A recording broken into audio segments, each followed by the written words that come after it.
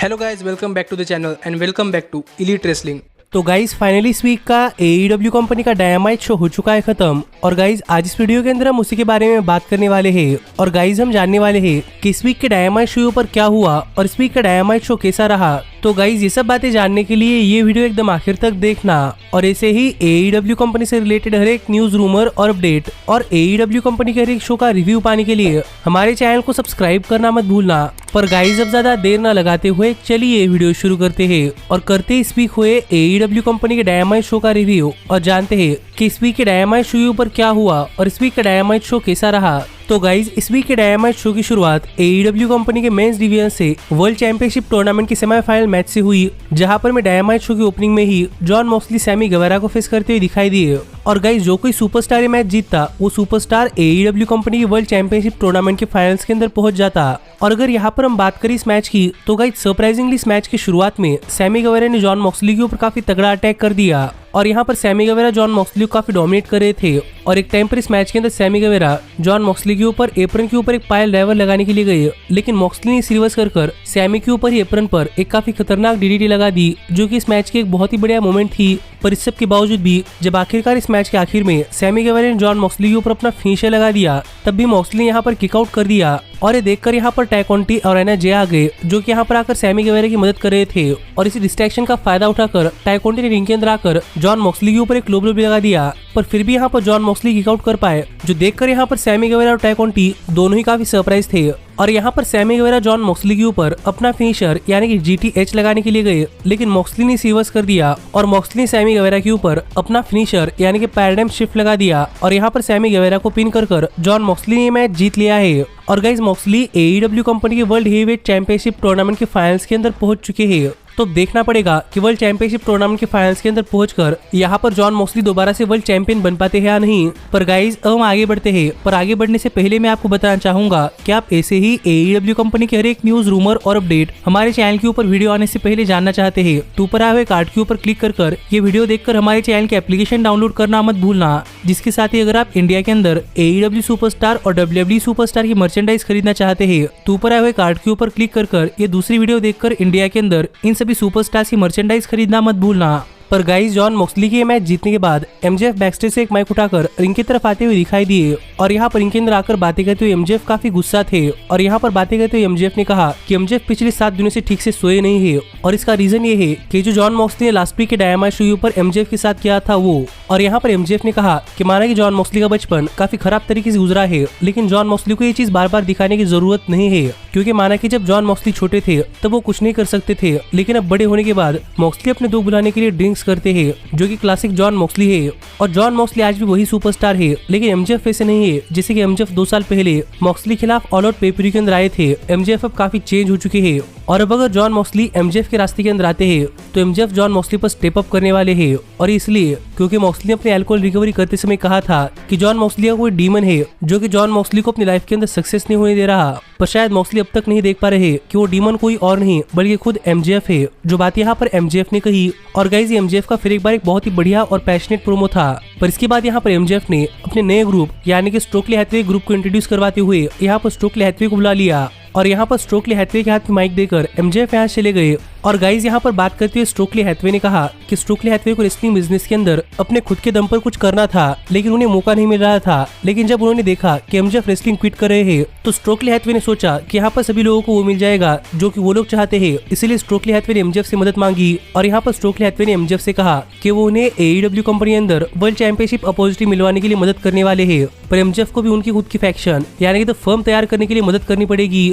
जो बात यहाँ पर स्टोकली ने बताई कि इस तरीके से MJF ने स्टोकली हैथवे को उनकी फैक्शन यानी कि द फर्म तैयार करने के लिए मदद की है। और यहाँ पर स्टोकली हैथवे ने बताया कि जब कभी MJF को उनकी जरूरत पड़ेगी तब फर्म MJF की मदद करने वाला है, पर जब कभी MJF को उनकी जरूरत नहीं है तब फर्म अपने आप के ऊपर AEW कंपनी अंदर गोल्ड के पीछे भागने वाला है, जैसे कि ली मोराटी रिंग ऑफ ऑनर कंपनी के प्योर वर्ल्ड चैंपियनशिप के पीछे और Ethan page all Atlantic championship के पीछे। जो बात यहाँ पर स्टोकली हैथवे ने कही और स्टोकली हैथवे अपने फैक्शन के साथ यहाँ चले गए। तो गाइज अब देखना पड़ेगा कि AEW कंपनी अंदर शुरू हुई अब इस नए फैक्शन का क्या होता है। लेकिन इसके बाद हमें AEW कंपनी के डायनामाइट शो पर इस वीक का डायनामाइट शो शुरू होने से पहले लिया गया जंगल बॉय का इंटरव्यू देखने को मिला, जहां पर बात करते हुए जंगल बॉय ने कहा था कि जंगल बॉय लुचासोरस से अपना बदला चाहते हैं, लेकिन फिलहाल के लुचासोरस AEW कंपनी के शोज के ऊपर नहीं आ रहे, इसलिए जंगल बॉय ने स्पीक के डायनामाइट शो पर एक ओपन चैलेंज का मैच कॉन्ट्रैक्ट साइन किया है और जो कोई सुपरस्टार चाहे वो जंगल बॉय को चैलेंज कर सकता है। जो बात यहाँ पर जंगल बॉय ने कही थी। और गाइज यहाँ पर कॉन्ट्रैक्ट किसी और ने नहीं बल्कि जे लिथल ने साइन किया था। और यहाँ पर बातें करते हुए जे लिथल ने कहा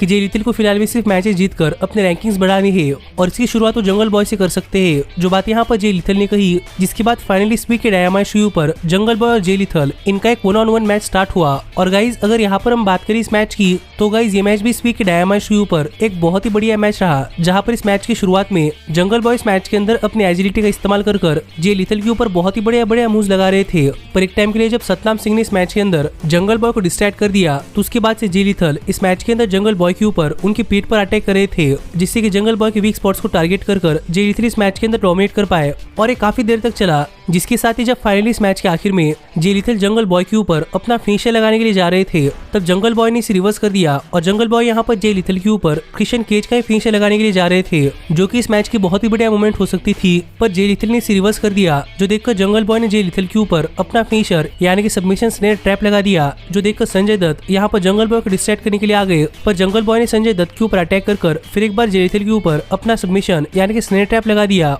और इस बार जे लिथल इससे नहीं बच पाए और यहाँ पर जे लिथल ने टैप आउट कर दिया, जिसके चलते जंगल बॉय ने ये मैच जीत लिया है। तो गाइस अब देखना पड़ेगा कि आगे चलकर जंगल बॉय और क्रिश्चियन केज इनके राइवलरी के अंदर क्या होता है और लुचासोरस AEW कंपनी शोज के ऊपर वापस कब आते हैं। लेकिन गाइस इसके बाद हमें डायनामाइट शो पर देखा कि हुक न्यूयॉर्क के एक सेलिब्रिटी के साथ ट्रेन कर रहे हैं, जो कि इस साल के डायनामाइट स्पेशल ग्रैंड स्लैम के ऊपर आने वाला है। लेकिन गाइस इसके बाद हमें डायनामाइट शो पर देखा कि यहाँ पर एलेक्स मार्वेज एक नए सुपरस्टार यानी कि पिज्जा बॉय का इंटरव्यू ले रहे थे, पर ईथन पेज ने यहाँ पर आकर पिज्जा बॉय के ऊपर अटैक कर दिया। और यहाँ पर बातें करते ईथन पेज ने कहा कि ईथन पेज को AEW कंपनी के अंदर सिर्फ ऐसे रेसलर चाहिए जिन्हें अपनी जॉब काफी सीरियस लगती है। जो बात यहाँ पर ईथन पेज कर रहे थे, पर तभी यहाँ पर डैना हौसन आ गए, जिन्हें देखकर ईथन पेज ने कहा कि हाँ यहाँ पर बिल्कुल वैसा ही हो रहा है जिसका ईथन पेज को डर था। लेकिन यहाँ पर ईथन पेज डैना हौसन को एक सबक सिखाने वाले हैं, इसीलिए डैना हौसन को इस वीक के रैम्पेज शो पर एक 1-on-1 मैच के लिए तैयार होना चाहिए। जो बात यहाँ पर ईथन पेज ने कही, जिस पर पहले तो डैना हौसन हंसकर मान गए, पर इसके बाद जब उन्हें रियलाइज हुआ कि उन्होंने एक मैच का चैलेंज एक्सेप्ट कर लिया है, तो यहाँ पर डैना हौसन का चेहरा देखने के लिए काफी मजा आ रहा था। पर इसके बाद हमें दिखाया गया कि इस तरीके से डार्बी एलन हाल फिलहाल में काफी वाइल्ड स्टंट कर रहे हैं, जिस पर बात करते हुए यहाँ पर मैट हार्डी ने कहा कि डार्बी एलन को देखकर मैट हार्डी को हमेशा से ही लगता है कि डार्बी एलन एक डेयर डेविल है। पर रियल में देखा जाए तो ऐसे स्टंट करने की शुरुआत मैट हार्डी और उनके भाई जेफ हार्डी ने की थी, और फिलहाल में मैट हार्डी को अपने गेम के अंदर वापस आना है, इसीलिए यहाँ पर मैट हार्डी ने डार्बी एलन को इस वीक के रैम्पेज शो पर एक 1-on-1 मैच के लिए चैलेंज कर दिया है। तो अब देखना पड़ेगा कि इस वीक के रैम्पेज शो पर जब ये मैच होता है तो ये मैच कौन जीतता है। पर इसके बाद हमें डायनामाइट शो पर पावर ऑफ सॉप्स आते हुए दिखाई दिए, और यहाँ पर पावर ऑफ सॉप्स का मैच एक लोकल टैलेंट के खिलाफ था। जो मैच शुरू होते ही पावर ऑफ सॉप्स ने लोकल टैलेंट के ऊपर अपना फिनिशर यानी कि स्पाइन बस्टर लगा दिया और उसे पिन कर पावर ऑफ सॉप्स ने ये मैच जीत लिया है। लेकिन गाइस पावर ऑफ सॉप्स के मैच जीतते ही यहाँ पर माइक लेकर बातें करते हुए हॉब्स ने कहा कि हॉब्स ने रिकी स्टार्स को पीछे छोड़ दिया है और अब हॉब्स आगे बढ़ने वाले हैं। जो बात यहाँ पर हॉब्स कर ही रहे थे कि तभी यहाँ पर क्राउड वी वांट रिकी के चैंट्स कर रहा था, और गाइस तभी सरप्राइजिंगली यहाँ पर रिकी स्टार्स आ गए और क्राउड के थ्रू रिंग के अंदर आकर रिकी स्टार्स ने डायरेक्टली पावर ऑफ सॉप्स के ऊपर अटैक करना स्टार्ट कर दिया। और यहाँ पर रिकी स्टार्स ने एक माइक लेकर पावर ऑफ सॉप्स के ऊपर अटैक कर दिया, जिससे ये पावर ऑफ सॉप्स रिंग के बाहर चले गए। तो अब देखना पड़ेगा कि आगे चलकर इस राइवलरी के अंदर क्या होता है और क्या हमें रिकी स्टार्स और पावर ऑफ सॉप्स इनके बीच में एक और मैच देखने को मिलता है या नहीं। पर गाइज इसके बाद हमें डायनामाइट शो पर ये डायनामाइट शो शुरू होने से पहले डेथ ट्रायंगल ने किया हुआ एक चैलेंज वीडियो देखने को मिला, जहां पर डेथ ट्रायंगल ने कहा कि डेथ ट्रायंगल ने सुना है कि कीथ ली और स्वर्स सिटलैंड के पास इस वीक के डायनामाइट शो पर करने के लिए कुछ नहीं है, इसलिए लूचा ब्रोज ने यहाँ पर कीथ ली और स्वर्स सिटलैंड को उनके टैग टीम चैंपियनशिप के लिए चैलेंज कर दिया है। जिसके बाद हमें फाइनली इस वीक के डायनामाइट शो पर कीथ ली और स्वर्स सिटलैंड और लूचा ब्रोज इनके बीच में वर्ल्ड टैग टीम चैंपियनशिप का मैच देखने को मिला। और अगर यहाँ पर हम बात करें इस मैच की, तो गाइस इस मैच की शुरुआत स्वर्स सिटलैंड और लूचा ब्रोज ने की, जिससे कि आप समझ सकते हैं कि इस मैच की शुरुआत में इस मैच में काफी हाई फ्लाइंग मूव्स चल रहे थे। पर जैसे ही कीथ ली इस मैच के अंदर आ गए, कीथ ली ने लूचा ब्रोज के ऊपर काफी खतरनाक अटैक करना स्टार्ट कर दिया, जिसके बाद ये मैच काफी बैक एंड फोर्थ एक्शन के अंदर चला, जहां पर लूचा ब्रोज साथ में मिलकर कीथ ली और स्वर्स सिटलैंड इन दोनों के ऊपर अटैक कर रहे थे। लेकिन जब फाइनली इस मैच के आखिर में लूचा ब्रोज ये मैच जीतने काफी करीब पहुंच चुके थे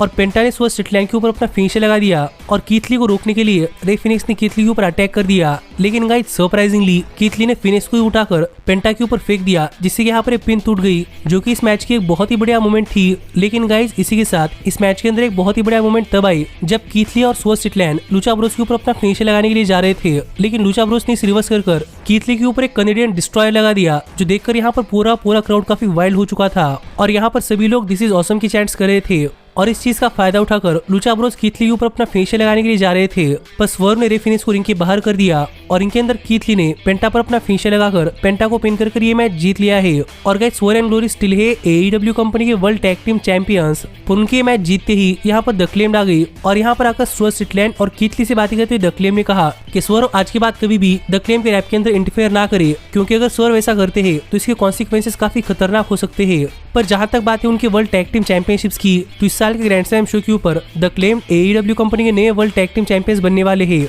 जो कोई वार्निंग नहीं बल्कि एक स्पॉइलर है जो बात यहाँ पर द क्लेम ने कही। तो गाइस अब देखना पड़ेगा कि इस साल के ग्रैंड स्लैम शो के ऊपर क्या होता है और क्या वहाँ पर नए टैग टीम चैंपियंस क्राउन होते हैं या नहीं। पर इसके बाद हमने देखा कि लूचा ब्रोस के मैच हारने के बाद यहाँ पर एलेक्स मार्वेज लूचा ब्रोस का इंटरव्यू लेना चाहते थे, पर यहाँ पर एलेक्स मार्वेज से बात करते हुए पाक ने कहा कि उन्हें ऐसा सोचने की जरूरत नहीं है कि लूचा ब्रोस लूजर है, क्योंकि पाक और लूचा ब्रोस अभी ट्रियोस टैग टीम चैंपियंस बने हैं और पाक first ever all Atlantic champion है और उनसे चैंपियनशिप कोई नहीं लेने वाला। जो बात यहाँ पर पाक कर ही रहे थे, तो तभी किसी ने आकर यहाँ पर पाक के ऊपर अटैक कर दिया और गाइस ये कोई और नहीं बल्कि ऑरेंज कैसिडी थे। और यहाँ पर माइक उठाकर बातें करते हुए ऑरेंज कैसिडी ने कहा कि कैसिडी वो चैंपियनशिप लेने वाले हैं। तो देखना पड़ेगा कि इन दोनों सुपरस्टार्स के बीच में मैच कब होता है और ये मैच कौन जीतता है। लेकिन गाइस इसके बाद हमें डायनामाइट शो पर ये शो शुरू होने से पहले लिया गया अथेना और टोनी स्टॉर्म का एक बैकस्टेज सेगमेंट देखने को मिला, जिस सेगमेंट के अंदर बातें करते हुए अथेना और टोनी स्टॉर्म ने कहा कि उन्होंने देखा है कि डॉक्टर ब्रिट बेकर और जेमी हेटर ये साथ में मिलकर काम नहीं कर रही और इसी चीज का एडवांटेज उठाकर वो इस वीक के डायनामाइट शो पर अपना ये मैच जीतने वाली है।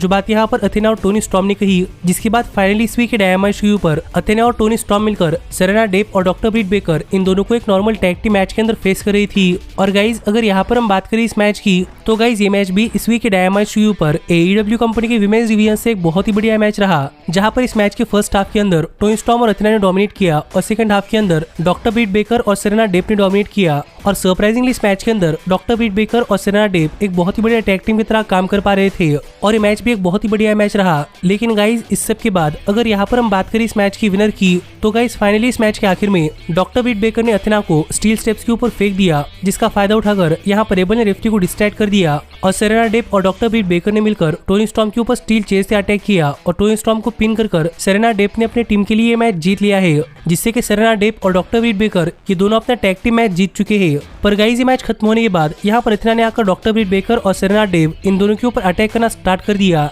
पर ब्रिट बेकर ने अपना कमबैक कर यहाँ पर अथेना के ऊपर काफी तगड़ा अटैक कर दिया और यहाँ पर स्टील चेयर लेकर टोनी स्टॉर्म के ऊपर भी अटैक करने के लिए जा रही थी। पर तभी यहाँ पर सरप्राइजिंगली जेमी हेटर आ गई और यहाँ पर आकर जेमी हेटर ने डॉक्टर ब्रिट बेकर के हाथ से स्टील चेयर ले ली और देखने में लग रहा था कि जेमी हेटर डॉक्टर ब्रिट बेकर के ऊपर अटैक करने ही वाली है, पर सरप्राइजिंगली यहाँ पर जेमी हेटर ने स्टील चेयर से टोनी स्टॉर्म के ऊपर अटैक कर दिया और यहाँ पर टोनी स्टॉर्म के ऊपर काफी तगड़ा अटैक कर जेमी हेटर यहाँ चली गई और डॉक्टर ब्रिट बेकर फिर एक बार यहाँ पर जेमी हेटर को सॉरी कह रही थी, पर जेमी हेटर यहाँ पर कुछ नहीं सुन रही थी। तो देखना पड़ेगा कि आगे चलकर इन सब के बीच में क्या होता है। पर इसके बाद हमें इस वीक के डायनामाइट शो पर मार्क स्टर्लिंग का एक बैकस्टेज सेगमेंट देखने को मिला, जिस सेगमेंट के अंदर बात करते हुए मार्क स्टर्लिंग ने कहा कि जॉश वुड्स इस वीक के रैम्पेज शो पर समाओ जो रिंग ऑफ ऑनर कंपनी की वर्ल्ड चैंपियनशिप लेने वाले हैं और मार्क स्टर्लिंग इसकी गारंटी देते हैं। जिस सब के बाद फाइनली इस वीक के डायनामाइट शो का मेन इवेंट स्टार्ट हुआ, जहां पर हमें Bryan Danielson AEW world championship tournament के सेमीफाइनल्स मैच के अंदर क्रिस जेरिको को फेस करते हुए दिखाई दिए। और गाइज अगर यहाँ पर हम बात करें इस मैच की, तो गाइज ये मैच जैसा इसके पहले ब्रायन डेनियल्सन और क्रिस जेरिको इनके बीच में ऑल आउट पे-पर-व्यू पर मैच हुआ था, उतना ही बढ़िया मैच ये रहा है। और गाइज इस मैच के अंदर भी ब्रायन डेनियल्सन और क्रिस जेरिको इन दोनों ने अपने बहुत ही बढ़िया मूव्स लगाए हैं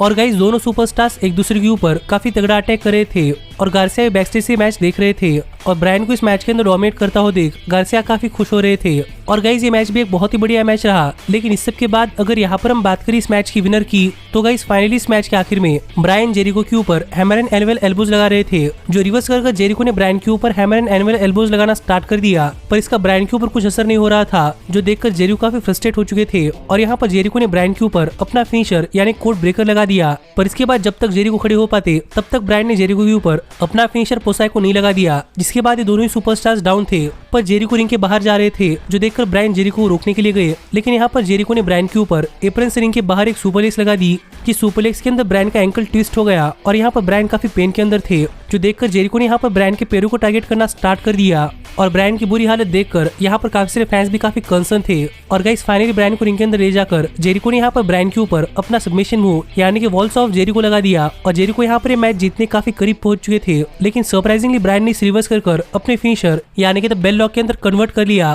और गाइज यहाँ पर जेरिको इस सही नहीं कर पाए और यहाँ पर जेरिको ने टैप आउट कर दिया, जिससे कि फाइनली ब्रायन ने ये मैच जीत लिया है। और guys Bryan world heavyweight championship tournament के फाइनल्स के अंदर पहुंच चुके हैं और गार्सिया भी ये देखकर काफी खुश थे। पर गाइज अब ब्रायन का मैच अपने ही टीम मेंबर यानी कि जॉन मॉक्सली खिलाफ होगा और इन दोनों सुपरस्टार्स के बीच में जो कोई जीतेगा वो बन जाएगा AEW वर्ल्ड हेवीवेट चैंपियन। और ब्रायन के मैच खत्म होने के बाद मॉक्सली भी यहाँ पर आ गए और विलियम रेगर यहाँ पर देख रहे थे कि कहीं इन दोनों सुपरस्टार्स के बीच में कोई ब्रॉल ना हो जाए। पर गाइज सरप्राइजिंगली यहाँ पर ब्रायन डेनिसन और जॉन मॉक्सली इन दोनों ने एक दूसरे के साथ हैंडशेक किया, जिसी के साथ इस वीक का डायनामाइट शो ऑफ एयर चला गया, जो शो मुझे तो काफी पसंद आया है। और गाइज आप मुझे कमेंट कर बताइए कि आपका इस शो के ऊपर क्या कहना है। पर अब देखना पड़ेगा कि कौन बनता है अगला वर्ल्ड हेवीवेट चैंपियन। और आप ऐसे ही AEW कंपनी से रिलेटेड हर एक न्यूज, रूमर और अपडेट और AEW कंपनी के हर एक शो का रिव्यू पाने के लिए हमारे चैनल को सब्सक्राइब करना मत भूलना। पर गाइज अब मैं मिलता हूँ आपसे अगली वीडियो के अंदर, पर तब तक stay healthy, stay happy and keep watching elite wrestling.